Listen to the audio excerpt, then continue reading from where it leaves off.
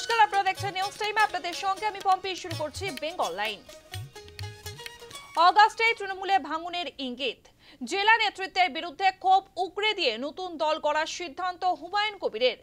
আগামী বিধানসভা নির্বাচনে নতুন দল প্রতিদ্বন্দ্বিতা করবে বলেও জানিয়েছেন ভরতপুরের বিধায়ক। শেষ পর্যন্ত হুমায়ুনের দল নির্বাচনে প্রতিদ্বন্দ্বিতা করলে শাসক দলের সংখ্যালঘু ভোট ব্যাংকে ফাটল ধরার সম্ভাবনা। গত বেশ কয়েকদিন ধরে মুর্শিদাবাদ জেলা তৃণমূল নেতৃত্বের বিরুদ্ধে কামান দাগছিলেন হুমায়ুন কবির। পার্টিতে তাকে কোণঠাসা করা হচ্ছে বলে অভিযোগ করেছিলেন বারে বারে। অবশেষে নিজেকে স্বাধীন করার সিদ্ধান্ত নিলেন ভরতপুরের তৃণমূল বিধায়ক। নতুন দল গড়ার কথা ঘোষণা করলেন। নতুন দল গড়ার কথা বলেও ভবিষ্যতের কথা ভেবে সাবধানী হুমায়ুন। মমতা ও অভিষেক বন্দ্যোপাধ্যায়ের প্রশংসা করে জেলা নেতৃত্বদের বিরুদ্ধে উগরে দিলেন ক্ষোভ। নিশানা করলেন ফিরহাদ হাকিম, অপূর্ব সরকার এবং সাংসদ খালিলুর রহমানকে। জেলার মাটিতে তার সম্মান নেই বলে দাবি করেছেন তিনি। ২৬শে বিধানসভা নির্বাচনে নতুন দল প্রতিদ্বন্দ্বিতা করবে বলেও জানিয়েছেন। জেলার রাজনীতিতে যে ধরনের ভূঁইফোড়দের নেতা বানিয়ে রাখা হচ্ছে, তাদের নেতা মেনে নিয়ে আমার পক্ষে সেখানে টিকে থাকা খুব মুশকিল। এখান থেকে ববি হাকিম যায়, সেও ২-৪ জনের কে খবর দেয়, তারা তাদেরকে নিয়ে অনেক ঔদ্ধত্য দেখায়, আমাদেরকে কোনো গুরুত্বই দেয় না। ন্যায্য কথা বলবো তো বিক্ষুব্ধ না ক্ষুব্ধ ওসব নিয়ে আমার কোনো অ্যানালিসিস করার প্রয়োজন নেই। নতুন দল কবে থেকে আমরা 2026-এর জানুয়ারি মাসে জানতে পারবো। ভরতপুরের বিধায়কের নতুন দল গড়া নিয়ে মুখ খুলেছে তৃণমূল। হুমায়ুনকে পাত্তা দিতে নারাজ তারা। বিজেপির অর্থে দল গঠন করেছে বলে কটাক্ষ। তৃণমূল কংগ্রেস সবই দেখছে, নজর রাখছে, কিন্তু কথায় কথায় কেউ কিছু বললেই আর কেউ কিছু করলেই বা কারোর কোনো ব্রেকিং নিউজ দেখা গেলেই সঙ্গে সঙ্গে পরের মিনিটে তার প্রতিক্রিয়াজনিত পদক্ষেপ নিতে হবে, সেরকম কোনো মানে নেই। তৃণমূল কংগ্রেস একটা বিরাট বড় পরিবার, বড় দল। কেউ যিনি যা বলছেন বলুন, সবাই নজর রাখছে, সময় এলে দেখতে পাবেন। হুমায়ুন কবিরের নতুন দল গঠন নিয়ে মুখ খুলেছেন বিরোধীরাও। ভবিষ্যতে সংখ্যালঘু অনেক নেতাই শাসক দলের সঙ্গ ত্যাগ করবেন বলে দাবি করা হয়েছে। মুর্শিদাবাদ, মালদা, উত্তর দিনাজপুর এবং নদিয়ার প্রার্থী দেওয়ার পরিকল্পনা নিয়েছেন হুমায়ুন কবির। জানা গিয়েছে সংখ্যালঘু এলাকায় প্রার্থী দিতে পারে তার দল। এতে তৃণমূলের সংখ্যালঘু ভোট ব্যাংকে ফাটল ধরতে পারে বলে মত ওয়াকিবহল মহলের। ২৬শে বিধানসভা নির্বাচনে বিরোধীরাই লাভবান হতে চলেছে বলে মনে করা হচ্ছে। News time. এবার 2 বাংলাদেশি ভোটারের হদিশ পাওয়া গেল। 2 বাংলাদেশি ভোটার, তারা বাংলাদেশের বাসিন্দা, তবে উত্তর দিনাজপুরের গোয়ালপুকুরে সেখানে ভোটার তালিকায় তাদের নাম উঠেছে। তাও এই 2 বাংলাদেশি ভারতীয় ভোটার। এই খবর সামনে আসতেই হইচই পড়ে যায় উত্তর দিনাজপুরের গোয়ালপুকুরে। অন্যদিকে মুর্শিদাবাদে এক বাংলাদেশি অনুপ্রবেশকারী এবং এক ভারতীয় দালালকে গ্রেফতার করেছে ডোমকল থানার পুলিশ। গত কয়েকদিন ভিন রাজ্যে বাংলাভাষীদের আটক করা হয়েছে বলে একাধিক খবর সামনে এসেছে। বাঙালিদের উপর অত্যাচারের প্রতিবাদে সরব হয়েছেন মমতা বন্দ্যোপাধ্যায়ের সহ তৃণমূল নেতৃত্ব। এবার বাংলার 2 জেলাতেই হদিশ মিলল বাংলাদেশি নাগরিকদের।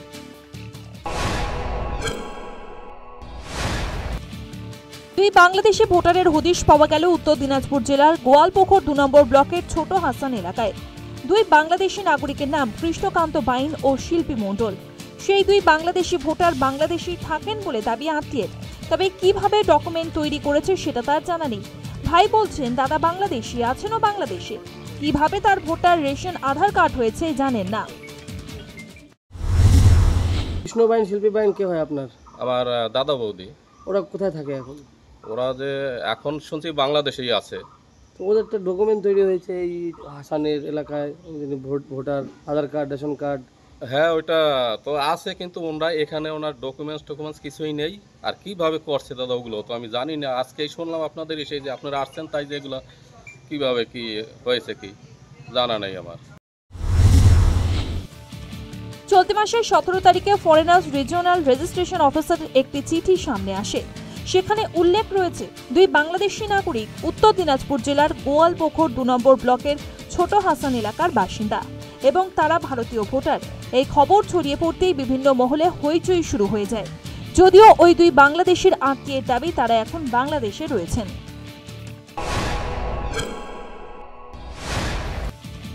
মঙ্গলবার রাতে গোপন তথ্যের ভিত্তিতে মুর্শিদাবাদের ডোমকল থানার বক্সিপুর ঘাট এলাকায় এক বাংলাদেশের অনুপ্রবেশকারী ও এক ভারতীয় দালালকে গ্রেফতার করে পুলিশ। পুলিশ সূত্রে তাদের নাম জানা যায় ছোটন মণ্ডল, বাড়ি দৌলতপুর থানার কুষ্টিয়া জেলা এলাকায় বাংলাদেশের।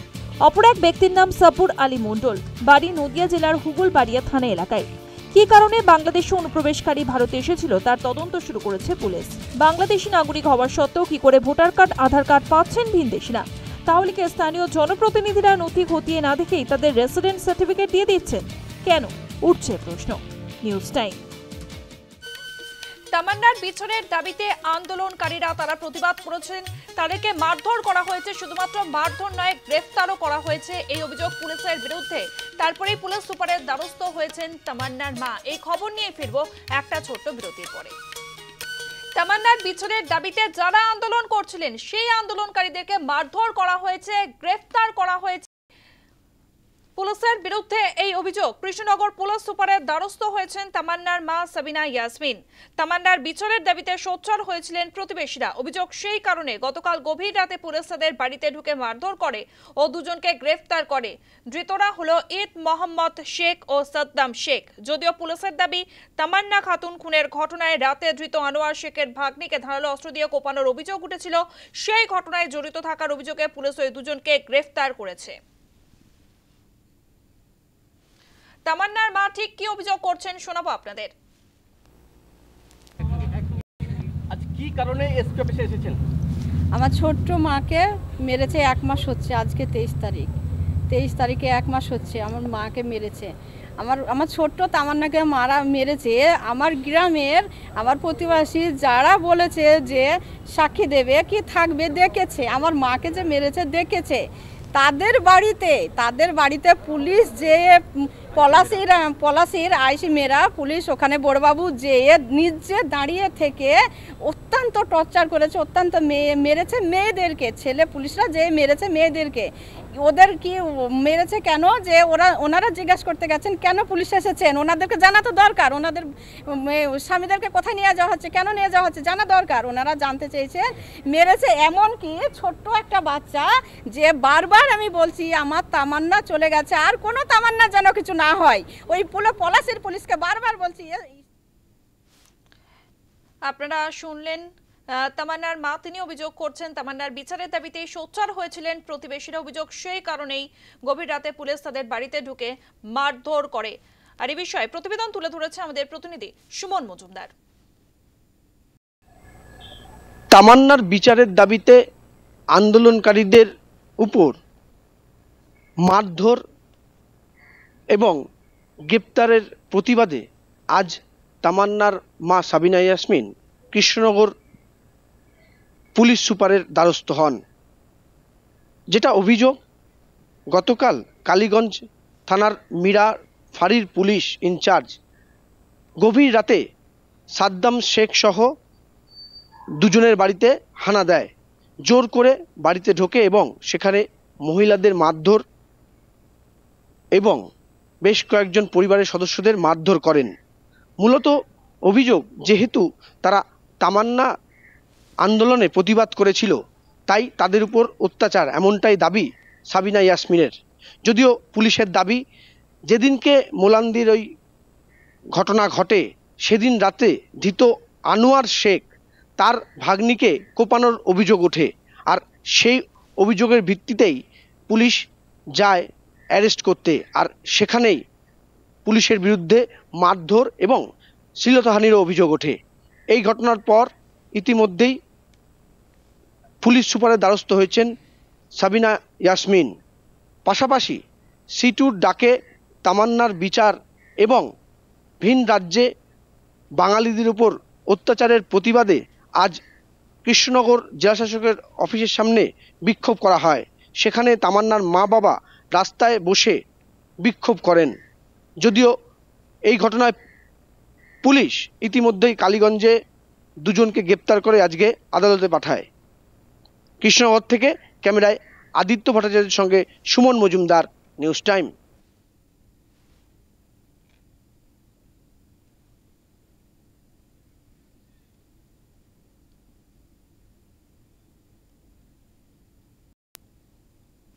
এবারে একটি ছবি দেখাবো আপনাদেরকে। জল প্রকল্পের সেতু হুড়মুড়িয়ে ভেঙে পড়েছে, দামোদরের উপরে আটকে পড়েছে একাধিক শ্রমিক। হুড়মুড়িয়ে ভেঙে পড়ল একটি সেতু, জল প্রকল্পের সেতু।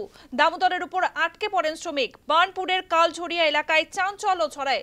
সেতু ভাঙায় ভেঙে গিয়েছে পাইপলাইন। দামোদর থেকে জল সরবরাহ বন্ধ রয়েছে। সংকটে আসানসোলের একাধিক ওয়ার্ড। আপনারা দেখতে পাচ্ছেন সেই ভাঙা সেতুর ছবি দেখাচ্ছি। জল প্রকল্পের সেতু হুড়মুড়িয়ে ভাঙল, দামোদরের উপর আটকে পড়েন শ্রমিকরা। আপনাদেরকে দেখাচ্ছি পাশাপাশি দুটি ছবি আপনারা দেখতে পাচ্ছেন। একদিকে ভাঙা সেতুর ছবি দেখাচ্ছি, পাশাপাশি দেখাচ্ছি আপনাদেরকে আটকে পড়া শ্রমিকদেরকে উদ্ধার করা হচ্ছে সেই ছবি দেখতে পাচ্ছেন। বার্নপুরের কালঝরিয়া এলাকায় এই ঘটনায় চাঞ্চল্য ছড়ায়। দামোদরের উপরে আটকে পড়েন শ্রমিকরা, শ্রমিকদেরকে উদ্ধার করা হচ্ছে সেই ছবি দেখাচ্ছি আপনাদেরকে। সেতু ভাঙায় ভেঙে গিয়েছে পাইপলাইন, দামোদর থেকে জল সরবরাহ বন্ধ রয়েছে। সংকটে আসানসোলের একাধিক ওয়ার্ড।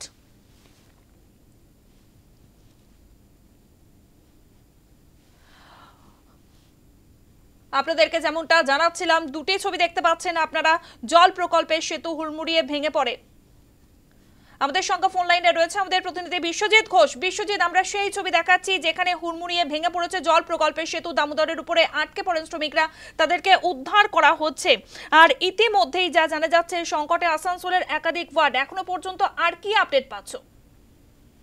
দেখো, যে কর্মী আটকে পড়েছিলেন তাকে উদ্ধার করা সম্ভব হয়েছে। একজনই কর্মী আটকে পড়েছিলেন, অর্থাৎ তিনি যাওয়ার পরে পাম্পিং হাউসে যখন তিনি যান তারপরে সেতুটি ভেঙে পড়ে এবং সেতু ভেঙে পড়ার সঙ্গে সঙ্গে পাইপ লাইন যে ছিল সেটাও ভেঙে পড়ে। কিছু পাইপ গড়িয়ে চলে যায় নদীতে এবং নদীতে তলিয়ে যায়। এর ফলে যেটা হয়েছে, কাট অফ হয়েছে, অর্থাৎ পাম্পিং স্টেশন থেকে যেখান থেকে জল তোলা হয় দামোদরের রিভার বেড থেকে, সেই জল পাইপলাইনের মাধ্যমে ওভারহেড ট্যাঙ্কে পৌঁছায়। কিন্তু সেই পাইপলাইন যেহেতু ভেঙে পড়ে, স্বাভাবিকভাবে জল সরবরাহ পুরোপুরি বন্ধ। অর্থাৎ ওভারহেড ট্যাঙ্কে যতক্ষণ জল আছে সেই জলই শুধু সরবরাহ করা হচ্ছে, নতুন করে আর ওভারহেড ট্যাঙ্কে জল সাপ্লাই হচ্ছে না। এটাই একটা বিষয় যে এখন তীব্র সংকটে পড়তে পারে এই পানীয় জল পরিষেবা। কারণ আসানসোল পুর নিগমের অন্তর্গত যে বড়গুলি রয়েছে তার মধ্যে যেমন আসানসোলের রয়েছে, অন্যদিকে জামুরিয়া রয়েছে, অন্যদিকে রানীগঞ্জ রয়েছে ইত্যাদি শহরের যে এলাকা রয়েছে, সেই এলাকায় যে জল সরবরাহ, সেই জল সরবরাহ কিন্তু একটা বিরাট ধাক্কা খেতে পারে এবং ইতিমধ্যেই সেই আঁচ লাগতে শুরু করেছে। এবং যেটা পুর নিগমের পক্ষ থেকে জানানো হচ্ছে যে তারা পিএইচির সঙ্গে বসে এর একটা সমাধান সূত্র বার করার চেষ্টা করছেন, যে যত তাড়াতাড়ি যত দ্রুততার সাথে এটাকে রেস্টোর করা যায়, অর্থাৎ আবার নতুন করে পানীয় জলের সরবরাহ যাতে স্বাভাবিক করা যায়। বিজেপির তরফ থেকে একটা অভিযোগ করা হচ্ছে যে এখানে অপরিকল্পিতভাবে অবৈধভাবে বালি উত্তোলনের ফলে এই সেতুর নিচের যে পিলার, সেই পিলারগুলি ফাঁকা হয়ে যায়, সেই কারণে এই ঘটনা ঘটে। পাশাপাশি রক্ষণাবেক্ষণের যে অভাব, সেই কারণে এখানে রেখেছেন, কারণের কথা বলেছেন অগ্নিমিত্রা পাল, যিনি বিজেপির এখানকার বিধায়িকা আসানসোল দক্ষিণের। অর্থাৎ সব মিলিয়ে এই যে জল প্রকল্প, কালাঝরিয়ার যে জল প্রকল্প, সেই জল প্রকল্পের একটা অনিশ্চয়তা দেখা দিয়েছে। কারণ সেই জল প্রকল্প থেকে জল উত্তোলন করা সম্ভব হলেও সেটা কিন্তু সরবরাহ করা যাবে না এই মুহূর্তে, যতক্ষণ না পাইপলাইনটা রেস্টোর হয়, যতক্ষণ না ওই সেতুটা রেস্টোর হয়। এই পরিস্থিতিতে স্বাভাবিকভাবেই একটা প্রশ্ন উঠতে শুরু করেছে, তাহলে এটা রক্ষণাবেক্ষণ ঠিকভাবে হয়নি। এটা নিয়েই অভিযোগ তুলেছে বিজেপি এবং এই সেতু ভাঙা নিয়ে বিজেপি যেভাবে অভিযোগ করেছে, অন্যদিকে তৃণমূলের পক্ষ থেকে ওখানকার যিনি বড় চেয়ারম্যান রয়েছেন শিবানন্দ বাউরি, তিনি বলছেন উপযুক্ত তদন্ত হবে। ধন্যবাদ বিশ্বজিৎ। আমাদের সঙ্গে ফোন লাইনে ছিল আমাদের প্রতিনিধি বিশ্বজিৎ ঘোষ। দামোদরের উপর আটকে পড়েন একজন শ্রমিক, তাকে উদ্ধার করা সম্ভব হয়েছে। আর এই ঘটনা নিয়ে আসানসোল দক্ষিণের বিধায়ক অগ্নিমিত্রা পাল কি বলছেন শোনাবো। বালি চুরি করা যাবে না, এটা মমতা ব্যানার্জি মুখে বলেন, কিন্তু এই বালি চুরির টাকা 70-30 হিসেবে প্রত্যেকটা থানাতে যায়, প্রত্যেকটা তৃণমূলের নেতার কাছে যায় এবং কালীঘাটেও যায়। মমতা ব্যানার্জি, আপনি সব কিছু জানেন, আপনি জেনে শুনে এই ডিজাস্টার এবং আগামী দিনে এই জলের কষ্ট এটা আপনার জন্য হয়েছে। এই বালি খননের জন্য কি এই কমপ্লিটলি আজকে ব্রিজ একটা মানে সাপোর্টে জলের ভেতর থাকে, এই থাম্বার পাশ থেকে আপনি যদি বালিটাকে উঠিয়ে নেন তাহলে কোন সাপোর্ট থাকবে? তাই হয়েছে এখানে বালি চুরি করে করে কত মানুষের যে মৃত্যু হলো, এখানে যে কত ফুট ডিপ আপনি আন্দাজ করতে পারবেন না, মানে তলিয়ে গেছে মানুষ। এবং বারবার পুলিশ প্রশাসনকে বলার পরেও তাদের কোনো হাতক্যাত নেই। এখানে তো সবকিছু টাকা পয়সা, শুধু চুরি আর টাকা পয়সা। হুড়মুড়িয়ে ভেঙে পড়ল জল প্রকল্পের সেতু। দামোদরের উপর আটকে পড়েন একজন শ্রমিক, তাকে উদ্ধার করা সম্ভব হয়েছে। পাল্টা কি বলেছেন বড় চেয়ারম্যান তথা তৃণমূল নেতা শিবানন্দ পাপড়ি, শোনাবো আপনাদের। তো আমরা যেহেতু আমরা কর্পোরেশনের আমাদের ইঞ্জিনিয়ার সমস্ত এসিসারও এসছে, ইঞ্জিনিয়ারকে আমরা ডেকেছি বিষয়টা দেখার জন্য। তো পিএইচিরও আধিকারিকরা এসছেন। তো দেখা যাক এটা পিএইচির যারা কর্মকর্তা আছে তারা এটা কীভাবে কী করে, সেটার সঙ্গে যেটা যা যা মানে মানুষ যাতে জল পায়, যে কর্পোরেশনের লক্ষ্য মানুষ যাতে প্রবলেমের মধ্যে না পড়ে। এখানে জলের আমাদের এটা বন্ধ হয়ে যাবে, যেহেতু যেসব জায়গায় যেমন জামুড়িয়া, রানীগঞ্জ, ডাং, মহিশালা এই সকল মহিশালা জায়গায়, তো সেই জায়গায় জলের যোগানটা আমাদের কর্পোরেশন থেকে দিতে হবে। সেই নিয়ে আমরা ইঞ্জিনিয়ারদের সঙ্গে আলোচনা করছি এই বিষয়ে, যাতে কীভাবে জল ভেঙে পড়েছে যে হিসাবে জল।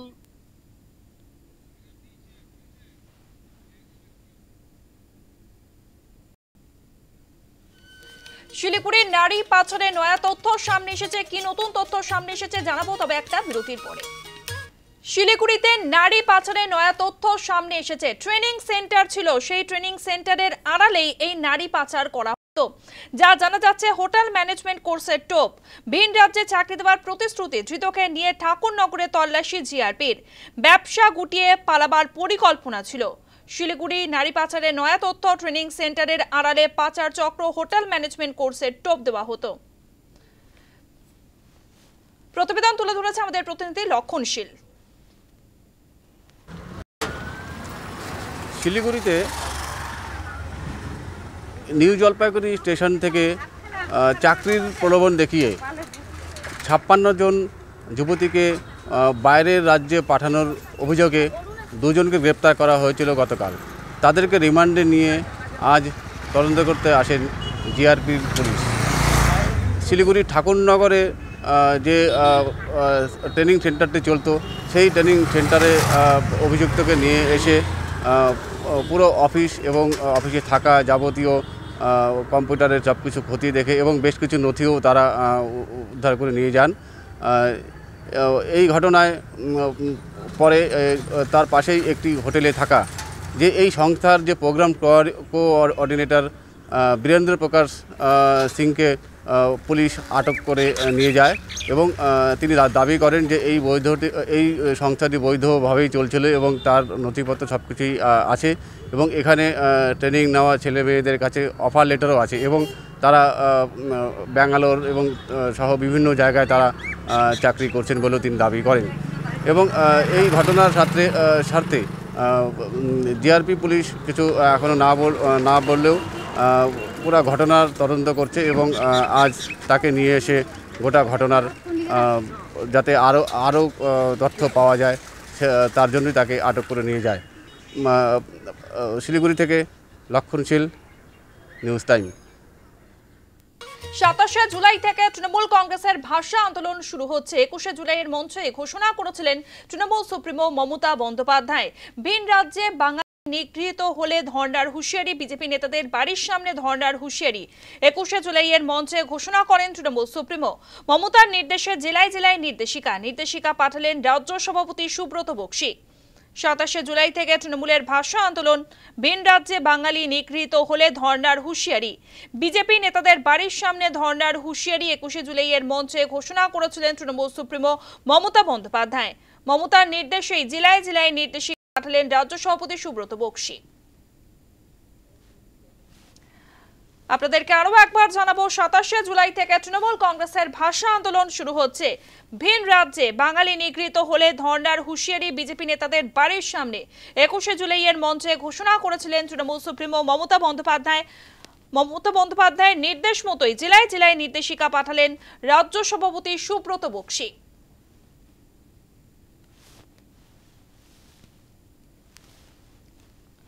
ইতিমধ্যেই আপনারা জানেন মূলত বিজেপি শাসিত রাজ্যগুলিতেই বাঙালি হেনস্থার অভিযোগ সামনে এসেছে।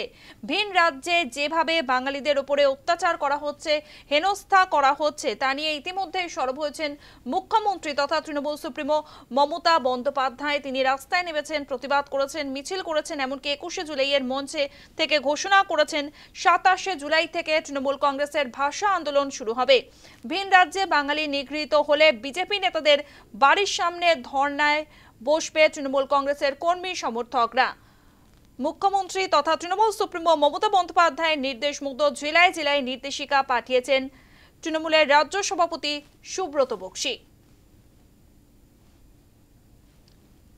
21শে জুলাইয়ের মঞ্চে ঘোষণা করেছিলেন তৃণমূল সুপ্রিমো মমতা বন্দ্যোপাধ্যায়। কারণ যে অভিযোগ সামনে এসেছে, ভোটার কার্ড, আধার কার্ড দেখানো সত্ত্বেও যেভাবে বাংলায় কথা বললে বাঙালিদেরকে আটক করা হচ্ছে, তাদেরকে গ্রেফতার করা হচ্ছে, শুধুমাত্র আটক গ্রেফতার নয়, তাদের উপরে হেনস্থা করা হচ্ছে, অত্যাচার করা হচ্ছে। তাই ভিন রাজ্যে যেভাবে বাঙালিদের উপর নিগ্রহ চালানো হয়েছে, তাই এবার থেকে যদি বাঙালি নিগৃহীত হয় ভিন রাজ্যে, তাহলে বিজেপি নেতাদের বাড়ির সামনে ধর্ণা দিতে হবে। 21শে জুলাইয়ের মঞ্চে ঘোষণা করেছিলেন তৃণমূল সুপ্রিমো মমতা বন্দ্যোপাধ্যায়। সেই নির্দেশ মতোই জেলায় জেলায় এবার নির্দেশিকা পাঠালেন তৃণমূলের রাজ্য সভাপতি সুব্রত বক্সী। 27শে জুলাই থেকে শুরু হচ্ছে তৃণমূলের ভাষা আন্দোলন।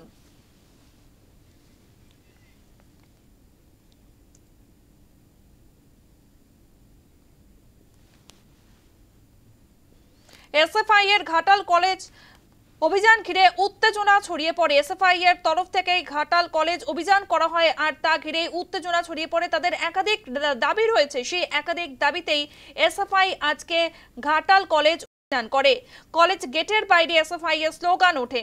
অন্যদিকে টিএমসিপি সমর্থকদের এসএফআই এর স্লোগানের বিরুদ্ধে কলেজের ভেতরে পতাকা ও ব্যানার হাতে থাকতে দেখা যায়। এসএফআই ও টিএমসিপি কর্মী ও সমর্থকদের এসএফআই এর ঘাটাল কলেজ অভিযান নিয়ে কলেজ গেটের বাইরে স্লোগান দিতে দেখা যায়।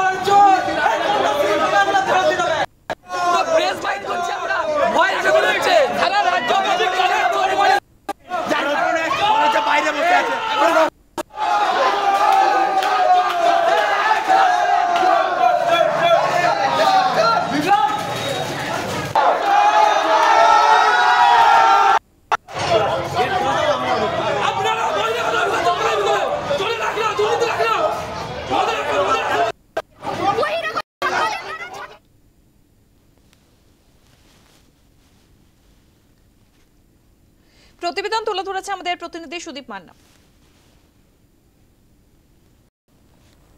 এসএফআইয়ের বিক্ষোভ ঘিরে কিন্তু দফায় দফায় উত্তেজনা ছড়ালো ঘাটাল রবীন্দ্র শতবার্ষিকী কলেজে। জানা গিয়েছে যে সকাল থেকে কিন্তু এসএফআইয়ের যে সমর্থকরা ছিলেন তারা কিন্তু ঘাটাল রবীন্দ্র শতবার্ষিকী কলেজের কিন্তু অধ্যক্ষ সহ এবং বিভিন্ন বিষয়ে কিন্তু অধ্যক্ষের দুর্নীতি এবং ফি বৃদ্ধি সহ একাধিক দুর্নীতির বিরুদ্ধে কিন্তু তারা প্রতিবাদ জানায়। এবং সেই কলেজ গেটে প্রতিবাদ জানাতে গেলেই কিন্তু পাশাপাশি যে তৃণমূল ছাত্র পরিষদের সমর্থকরা রয়েছে তাদের সাথে কিন্তু দফায় দফায় বচসা তৈরি হয় এবং বচসার ফলে কিন্তু উত্তেজনা সৃষ্টি হয়। এবং তারা কিন্তু এসব বাম সমর্থক যে ছাত্র সংগঠন এসএফআই তারা কিন্তু কলেজ গেটের বাইরেই কিন্তু অবস্থান বিক্ষোভে বসে বেশ কিছুক্ষণ তারা বিক্ষোভ দেখায় এই কলেজের দুর্নীতির বিরুদ্ধে। সব মিলিয়ে এই বাম ছাত্র সংগঠন এসএফআই এবং তৃণমূল ছাত্র পরিষদের যে সমর্থকরা এই দুই সমর্থকদের মধ্যে কিন্তু দফায় দফায় কিন্তু উত্তেজনা ছড়ায় বচসার ফলে এবং দীর্ঘক্ষণ চাঞ্চল্য সৃষ্টি হয় ঘাটাল রবীন্দ্র শতবার্ষিকী কলেজে। পশ্চিম মেদিনীপুর থেকে সুদীপ নন্দী, নিউজ টাইম।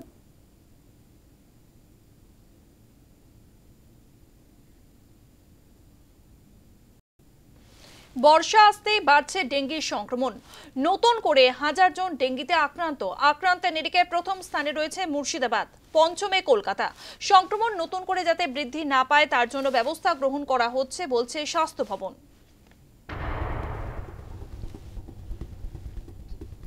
বর্ষা আসতেই বাড়ছে ডেঙ্গির সংক্রমণ। জুলাই মাসে নতুন করে 1000 জন ডেঙ্গিতে আক্রান্ত। স্বাস্থ্য দপ্তর সূত্রের খবর, জানুয়ারি থেকে জুলাই পর্যন্ত 2500 মানুষ ডেঙ্গি আক্রান্ত হয়েছেন।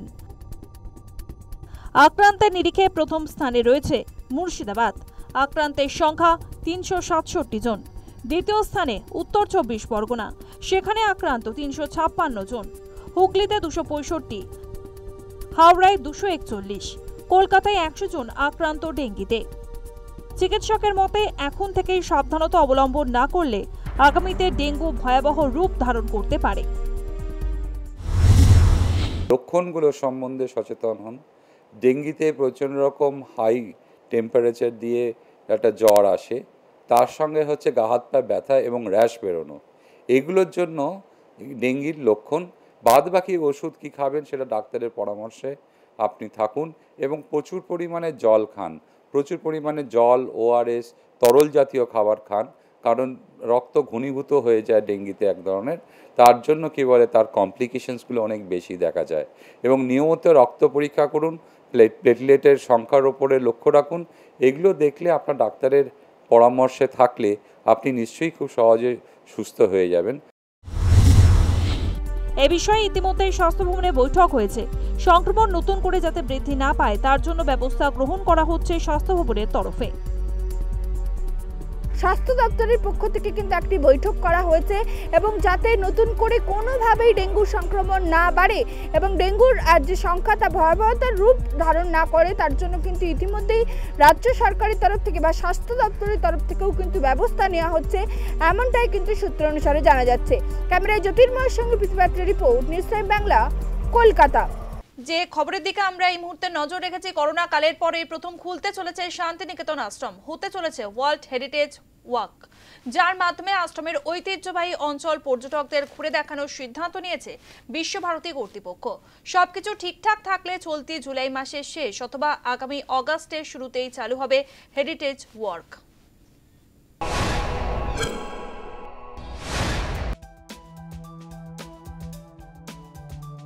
করোনার সময় বন্ধ হয়েছিল দরজা, এবার প্রায় 5 বছর পর খুলতে চলেছে শান্তিনিকেতন আশ্রম প্রাঙ্গণ। এবার হবে ওয়ার্ল্ড হেরিটেজ ওয়াক। এই ওয়াকের মাধ্যমে আশ্রমের কোর এরিয়া অর্থাৎ ঐতিহ্যবাহী আশ্রম অঞ্চল পর্যটকদের ঘুরে দেখানোর সিদ্ধান্ত নিয়েছে বিশ্বভারতী। সবকিছু ঠিকঠাক থাকলে চলতি জুলাই মাসের শেষ অথবা আগামী আগস্টের শুরুতেই চালু হবে হেরিটেজ ওয়াক। ইতিমধ্যেই বিশ্বভারতীর 8 জন কর্মীকে এই ওয়াকের গাইড হিসেবে ট্রেনিং করানো হয়েছে। তারা 2 জন করে মোট 4টি দলে ভাগ হয়ে পর্যটকদের আশ্রম ঘুরে দেখাবে। আপনারা হয়তো জানেন, এর জন্য আমাদের স্পেশাল টিম তৈরি করা হয়েছে, 4টে টিম, এবং চারটে টিম 4 জিনিসের দায়িত্ব নিয়ে তারা এত সুন্দরভাবে এগিয়ে এসছে, যার জন্য এটা আজকে আমাদের এইটা পরিক্রমাটা করা। এবং আজকে যে জিনিসটা আমরা করব, যে আমরা যে এখানে স্টার্ট করব, তার জন্য এখান থেকে আমরা শুরু করব। কেউ কোনো কিছু ডিস্টারবেন্স মধ্যে করবে না, আমরাও করব না। এই উদ্যোগের আগে বুধবার বিশ্বভারতী কর্তৃপক্ষ পরীক্ষামূলকভাবে একটি পদযাত্রার আয়োজন করেন আশ্রম চত্বরে। যারা এই কাজটি করবেন অর্থাৎ প্রশিক্ষণপ্রাপ্ত গাইডদের সঙ্গে নিয়ে আশ্রমের দর্শনীয় স্থান যা পর্যটকদের দেখানো হবে তা সরজমিনে ঘুরে দেখেন বিশ্ববিদ্যালয় কর্তৃপক্ষ, যাতে পর্যটকদের কোনো রকম অসুবিধা না হয় তার কারণেই এই উদ্যোগ কর্তৃপক্ষের। এই পদযাত্রায় উপস্থিত ছিলেন বিশ্বভারতীর উপাচার্য প্রবীর কুমার ঘোষ, অধ্যাপক ও অন্যান্য কর্মীরা। গাইড কিভাবে, আমরা আজকে ট্যুরিস্ট বেনে যাচ্ছি, আমরা সবাই ট্যুরিস্ট, গাইড কিভাবে আমাদেরকে গাইড করছে সেইটা জানার জন্য আমরা ওয়াকটা শুরু করব। এবং সেখানে আমরা কোনো কিছু হয়তো হতে পারে, কম হতে পারে, কোনো কিছু হয়তো ভুল হতে পারে, সেটা মধ্যে আমি ওদেরকে কিছু বলবো না। বিশ্ববিদ্যালয় সূত্রে বলা হয়েছে, পর্যটকদের নিয়ম মেনে এবং সুষ্ঠু ব্যবস্থাপনার মাধ্যমে আশ্রম দর্শনের সুযোগ দিতেই এই ওয়ার্ল্ড হেরিটেজ ওয়াকের ব্যবস্থাপনা করা হয়েছে। নিউজ বেঙ্গল লাইনে আজকের মতো এই পর্যন্তই। বিরতির পর দেখুন নিউজ এক্সপ্রেস।